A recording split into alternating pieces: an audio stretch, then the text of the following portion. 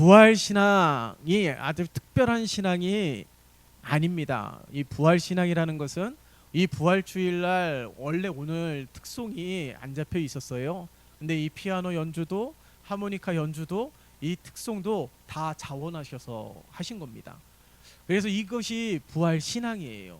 우리가 예수 그리스도의 십자가로 인하여서 구원받고 그 은혜로 살아가고 있다라는 사실을 다시 한번 고백을 한다라면, 이처럼 주를 위하여서 여러 가지 모습으로 쓰임을 받는 복된 삶이 될 수가 있는 것이죠. 이것이 바로 부활 신앙인 줄 믿습니다. 그래서 우리 모두가 다 이와 같은 신앙으로 하나님 앞에 서고요. 우리가 가지고 있는 이 신디에 연결해 있는 라인이 짧아서 앞에 설치를 못하고 뒤에 설치해서 많은 분들이 연주하는 모습을 보지 못했던 것이 아쉽지만, 우리가 다음에는 이제 더 귀한 일들을 통하여서 하나님 앞에 영광 올려드리고, 또 귀한 것은 이 배운 지 얼마 되지는 않았지만은 이 배운 것을 통해서 하나님 앞에 영광 올려드리는 또한 재료로 쓰임 받고 있다는 사실을 우리가 다시 한번 기억할 필요가 있을 것 같습니다. 그래서 하나님께서 오늘 우리에게 주신 이 놀라우신 은혜들을 다시 한번 기억하면서 하나님 앞에 쓰임 받는 재료가 되는 우리 모두가 되시기를 예수님의 이름으로 축원합니다. 어떤 사람이 매일같이 악몽을 꿨습니다. 여러분 생각해 보세요. 매일같이 편안하게 잠을 잘 수가 없고 악몽을 꾼다라면, 매일같이 잠을 온전하게 자지 못한다라면 생활하는데 큰 어려움이 있을 것입니다. 근데 그 꿈에 신비로운 보자기로 얼굴을 감춘 어떤 존재가 나타나서 계속해서 자기의 일을 방해하는 것입니다. 어떤 때는 아주 힘들게 절약하면서 모아놓은 이 재산을 모두 빼앗아 가버리기도 하고요. 어떤 때는 분명히 기쁜 일이 있음에도 불구하고 기뻐해야 되는데 기쁨을 누리지 못하게 마음 한구석에 불안과 두려움을 심어주기도 합니다. 때로는 배가 고파서 음식을 먹으려고 하는데 그 음식을 빼앗아 가기도 하고요. 잠을 자려고 하는데 평안한 마음을 빼앗아 잠도 이루지 못하게 하였습니다. 어느 날은요, 명성을 얻을 수 있는 뭔가 좋은 기회가 있는 그런 순간이 있었음에도 불구하고 그 순간에 찾아와서 기대하는 마음에 기뻐하고 있는데 그 존재가 나타나서 자신을 음해하는 어떤 말들로 그 루머가 퍼뜨려 가지고 한순간에 모든 일들이 물거품으로 만들게 되었습니다. 이제 어느 날은 결혼식을 올리는 꿈을 꾸었는데 사랑하는 신부 손을 잡고 결혼 서약식을 하는 순간에 그 존재가 나타나서 이 결혼은 이루어질 수 없다라고 소리를 치는 거예요. 꿈에. 매번 자신을 집요하게 방해하고 있는 알 수 없는 어떤 존재에 더 이상 참을 수가 없어서 외쳤습니다. 도대체 넌 누구냐? 라고 외치면서 그 얼굴을 가리고 있었던 보자기를 딱 벗겨냈어요. 근데 그 순간 놀라움을 감출 수가 없었습니다. 매 순간순간마다 꿈속에 나타나서 자신을 방해하고 자신 마음 가운데 불안함을 주고 공포를 주고 두려움을 주고 일도 다 망쳐놓고 기쁨도 빼앗아 버리는 보자기에 가려진 알 수 없는 그 존재, 너무 화가 나서 소리를 외치면서 그 보자기를 걷어냈는데 그 얼굴이 자기 자신이었다는 거예요. 충격을 받은 것이죠. 매 순간순간마다 자신의 삶에 방해를 주었던 이가 다른 누구도 아니고 바로 자기 자신이라는 사실을 알게 된 것입니다. 여러분 가만히 생각해 보세요. 우리의 삶을 방해하는 장애물이 되는, 걸림돌이 되는 그 모든 것들을 우리는 외부에서 찾습니다. 일이 잘 되어지지 않아도 뭔가 핑계댈 구석이 있어야 되기 때문에 나 아닌 다른 것들을 찾으면서 그것에 핑계를 더하고 그것에 책임을 전가하는 모습들이 얼마나 많이 있습니까? 그러나 여러분, 우리 모두가 기억해야 되는 것은 내 삶 가운데 가장 나를 방해하는 것은 다른 것도 아니고 바로 나 자신임을 우리가 기억해야 되는 것이죠. 누가 나를 망하게 합니까? 누가 나를 비굴하게 합니까? 누가 나를 비참하게 합니까? 다른 것도 아니고 다른 누구도 아니고 바로 나만이 그렇게 할 수 있다라는 거예요. 그렇게 할 수 있는 것은 바로 나 자신밖에 없는 것입니다. 그러므로 우리 모두가 나 자신, 다른 누군가 뭐 그렇게 한다 할지라도, 방해를 한다 할지라도 나는 나를 스스로 내 자신을 비하하는 삶이 돼서는 안 되는 거예요. 우리가 예수 그리스도의 이 십자가로 인하여서 구원을 받았고, 이게 우리 주님의 은혜로 말미암아 놀라운 은혜의 삶을 살아가고 있는 것 아니겠어요? 그렇기 때문에 늘 감사하며 살아가는 우리 모두가 되어야 될 줄 믿습니다. 남 탓하는 것은 더 이상 이 문제 해결하는데 조금도 도움이 되지 않는다라는 거예요. 우리 하나님께서는 우리 모두가 치유의 길로, 회복의 길로, 부흥의 길로 인도하시기를 원하고 계십니다. 근데 그 길을 방해하는 것이 나 자신이라고 생각을 해보세요. 그렇게 생각하셨던 적이 있나요? 나 자신이 그 길을 가장 방해하고 있다라고 생각을 하면서 항상 염두하면서 오늘 이 말씀을 함께 나누면 좋겠습니다. 오늘 야곱의 삶을 보세요. 야곱하면 여러분들 떠오르는 이미지가 무엇입니까? 물론 아브라함의 하나님, 이삭의 하나님, 야곱의 하나님, 이 믿음의 조상들 가운데 한 사람으로 불려지는 야곱이에요. 그러나 그의 삶은요, 우리가 본받을 만한 그런 삶이 아니었습니다. 얼마나 얍삽하고 자기중심적이고 자기 손해를 보는 것을 매우 싫어하였던 자가 야곱이에요. 뭐 다 그렇게 살아가고 있는 것이죠. 그런데 우리가 앞서서 꿈 이야기를 하지 않았습니까?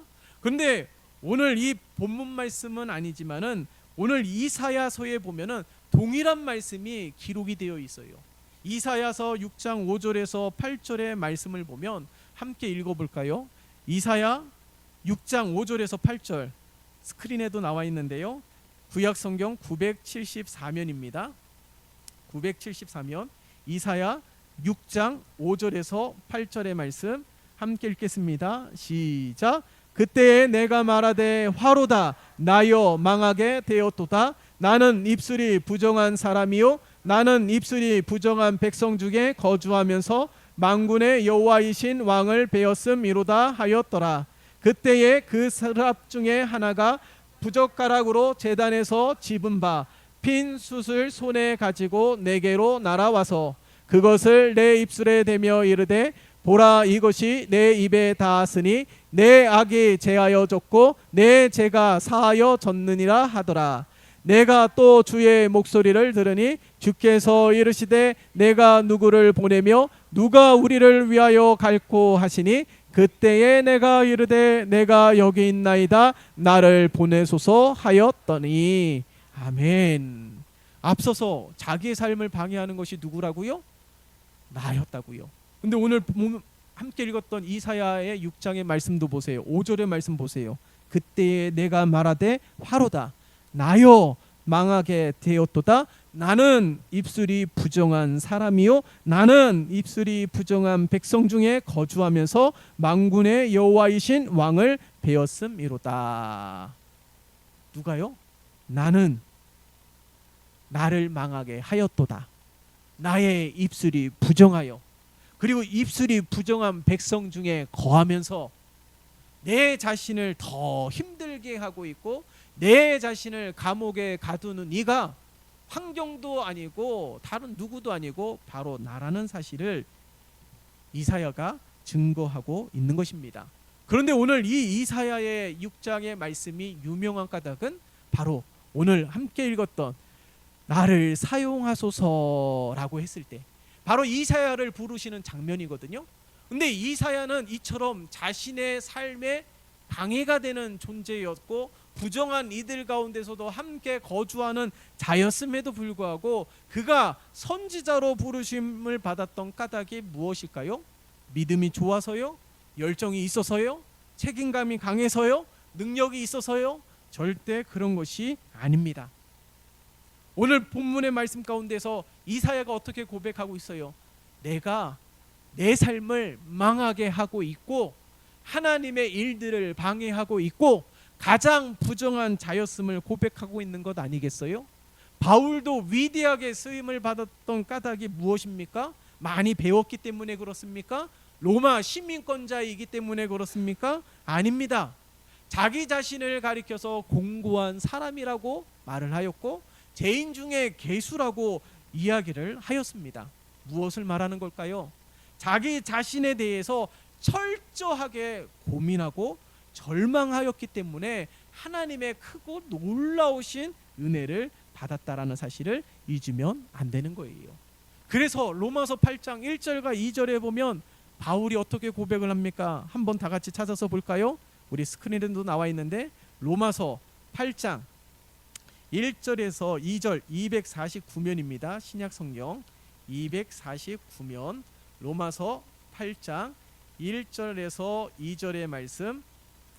자, 우리 찾으셨으면 다 함께 읽겠습니다. 시작.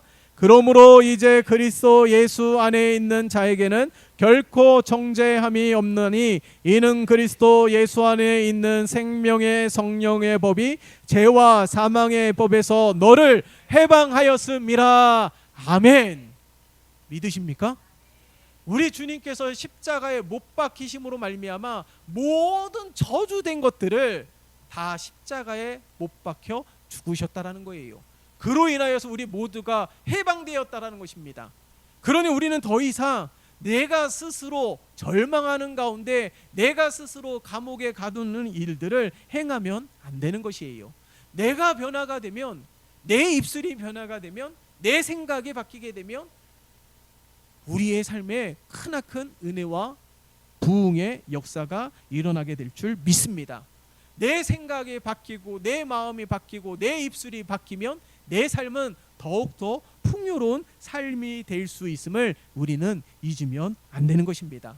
오늘 야곱 보세요. 오늘 본문 속에 나오는 야곱, 얍삽하고 자기중심적인 사람입니다. 성품이 결탄코 좋은 사람이 아니에요. 태어날 때부터도 쌍둥이인 자신의 형 뒷발꿈치를 잡고 태어났어요. 그러니까 남이 무슨 상황에 있든 남들이 뭘 하든 아무 상관이 없었습니다. 자기 자신만 잘 살면 되는 것이고 남이 어려움을 겪든지 피해를 입었든지 손해를 보았든지 그것은 중요하지 않게 생각했던 사람이 바로 야곱이에요. 그래서 보세요. 형의 이 장자권을 팥죽 한 그릇으로 사게 되지 않습니까? 물론 그 일로 인하여서 생명의 위협을 당하여서, 그것도 친형에게 생명의 위협을 당하여서 도망하는 신세가 됩니다. 그런데 보세요. 이 광야에서 아무것도 챙겨간 것이 아니에요. 언제 다시 돌아오게 될 줄 몰라요.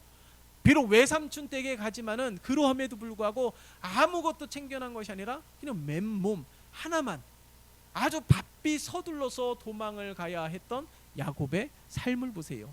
얼마나 비참했을까요? 한순간에 자신의 삶이 도망자가 되었습니다. 한순간에 자신은 아무것도 없는 신세가 되었습니다. 성경의 창세기 28장에 보면 그 순간을 아주 묘사하는 말씀이 있는데 거기에서 보면 광야에서 돌베개를 베고 자는 야곱의 모습이 나와요. 얼마나 자신의 삶이 비참한 상황이었으면은 돌베개로 베개 삼아서 자고 있었을까요? 그런데 놀라운 것은 그 순간에 하나님을 만나게 되었다라는 겁니다. 그 순간에 놀라운 것은 하나님을 배웠음에도 불구하고 하나님은 야곱의 잘못을 지적하지 않았어요. 하나님께서는 이 야곱을 책망하지 않았습니다. 장자의 특권을 주신 분이 하나님이시죠. 야곱이 먼저 태어난 것이 아니라 에서가 먼저 나오지 않았습니까? 형이 될 수 있었던 것은 하나님의 섭리였습니다. 그러함에도 불구하고 억지로 장자권을 뺏은 이 야곱은 크나큰 하나님 앞에 범죄하였음에도 불구하고요, 하나님은 그를 책망하지 아니하시고 창세기 28장 15절의 말씀을 보면 이렇게 말씀하고 있어요. 내가 너와 함께 있어 내가 어디로 가든지 너를 지키며 너를 이끌어 이 땅으로 돌아오게 할지라. 내가 내게 허락한 것을 다 이루기까지 내가 떠나지 아니하리라. 아멘. 하나님은요 오히려 그에게 약속하셨습니다. 하나님은 오히려 야곱을 향해 비전을 선포하시고 꿈을 선포하셨어요. 내가 너와 함께 있을 것이다. 어디로 가든지 너를 지킬 것이며 너를 다시 이끌어서 고향으로 돌아오게 하실 것을 말씀하셨다라는 거예요.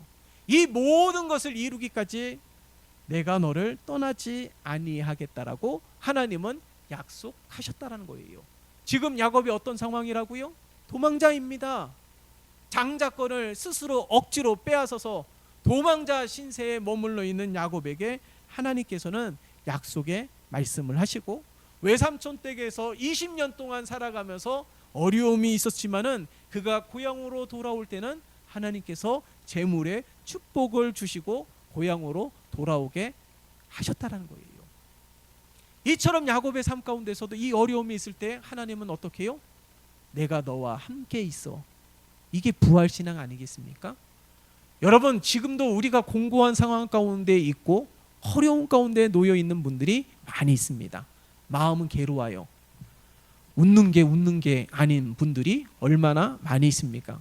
그러나 오늘 돌베개를 베고 자는 아무것도 없는 무일푼인 야곱에게 나타나서 내가 너와 함께 있다라고 말씀하시는 이 하나님의 음성, 이 야곱에게만 들려준 하나님의 음성이 아니지 않습니까? 오늘 이 성경을 통하여서 우리에게도 동일하게 말씀하고 있는 까닭이 무엇입니까?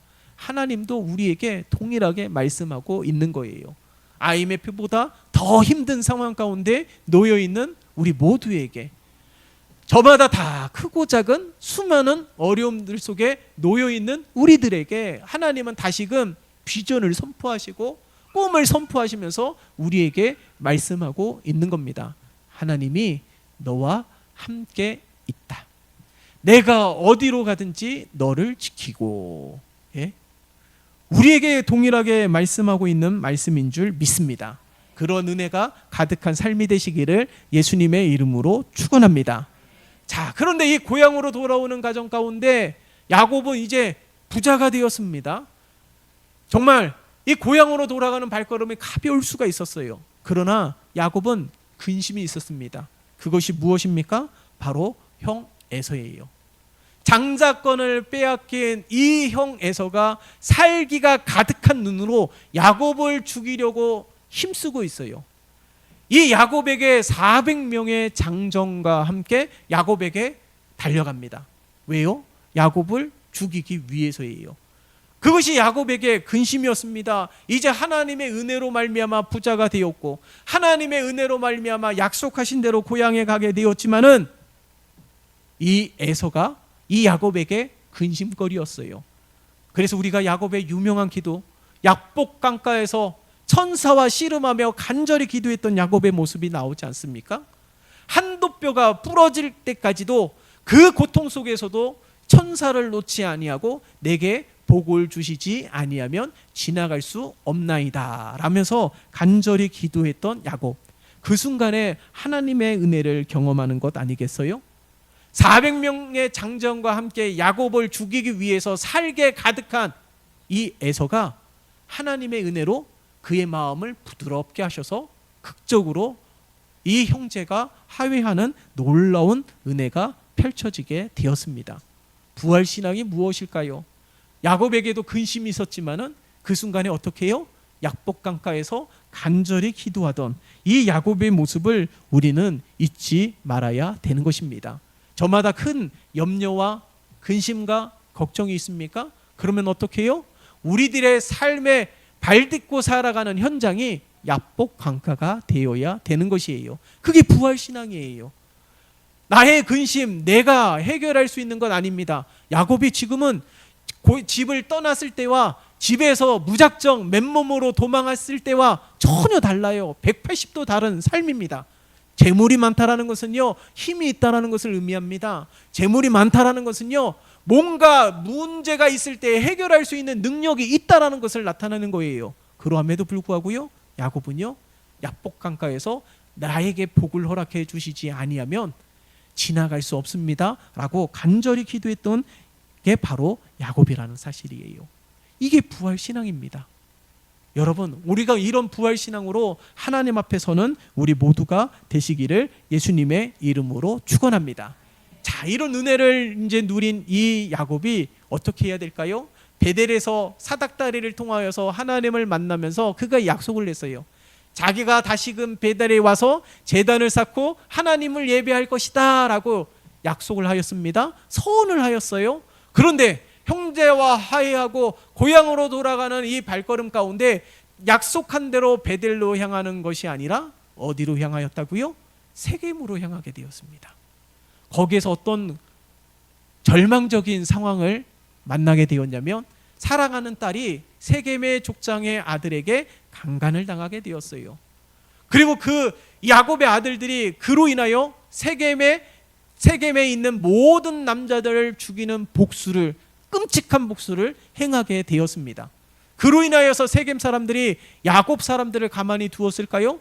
분노하면서 야곱 가족들을 몰살시키기 위해서 에서처럼 눈에 살기가 가득하였습니다. 그러니까 자신의 가족들이 다 몰살당할 위기에 놓여 있던 이 야곱이에요.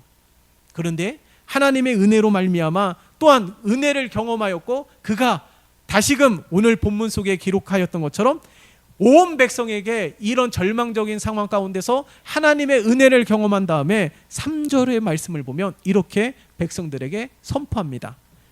우리가 일어나 베델로 올라가자. 우리가 일어나 베델로 올라가자. 여러분, 오늘날 우리의 모든 삶이 이러한 외침이 가득하시기를 예수님의 이름으로 축원합니다. 여러분, 우리의 삶 가운데 야곱처럼 순간순간마다 고비마다 어려움이 있지 않습니까? 광야에서의 어려움, 세겜에서의 어려움, 고향으로 돌아가는 가정 속의 어려움, 그 모든 어려움 속에서 날마다 하나님께서 은혜를 베풀어 주셨어요. 자, 그렇다면 우리도 지금 이 어려움 가운데 놓여 있다라면 우리 하나님께서 베풀어 주신 이 부활의 놀라우신 은혜를 잊지 아니하고 이 부활의 영광 가운데 참여하기 위해서는 우리도 야곱처럼 동일하게 외쳐야 되는 거예요. 어려움이 있을 때마다 일어나 베델로 올라가자. 일어나 베델로 올라가자 라고 선포하는 우리 모두가 되어야 될 줄 믿습니다. 베델은요, 하나님의 집이라는 소리예요. 근데 다시금 베델로 올라가자라고 했을 때 야곱은 엘을 붙여서 엘 베델이라고 명하였습니다. 베델은 하나님의 집, 즉 공간을 말하는 것이죠. 엘 베델은 무슨 의미냐면은 하나님이 거기 계신다라는 거예요. 그러니까 베델은 공간적인 의미라면 엘 베델은 하나님 그 자체에 집중하는 존재론적인 의미입니다. 무엇을 의미할까요? 공간, 수단, 방법, 하나님께 복을 받는 것만 원하는 것이 아니라 우리가 더욱더 중요한 것은 하나님 그 자체를 만나는 것이 중요하다라는 것입니다.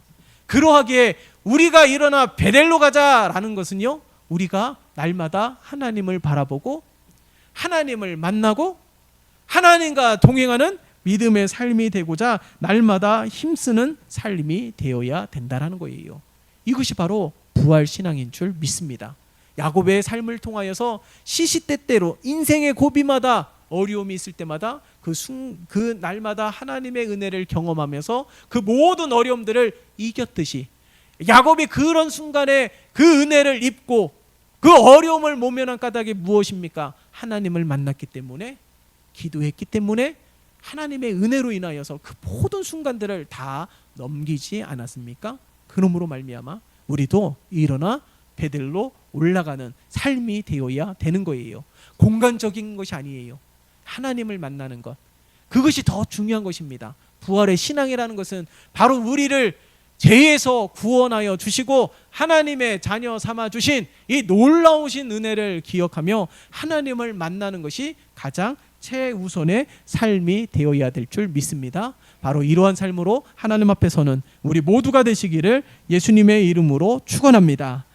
살아계신 하나님 아버지 감사합니다. 오늘 이 시간 우리 모두에게 이 부활의 기쁨과 부활의 은혜로 날마다 살아가게 도와주시옵소서. 여전히 우리의 삶 가운데 고비마다 힘듦이 있습니다. 하나님 정말 너무 힘들기 때문에 무엇을 어떻게 해야 되는지 알 수 없는 무기력한 가운데 놓여 있지만 오늘 야곱이 선포했던 것처럼 일어나 베델로 올라가자라고 선포하며 그 순간 하나님을 의지하고 그 순간 하나님을 바라보며 그 순간 하나님을 만나기 위하여 힘쓰고 애쓰는 우리 모두가 되게 도와주시옵소서. 예수 그리스도의 이름으로 기도드리옵나이다. 아멘.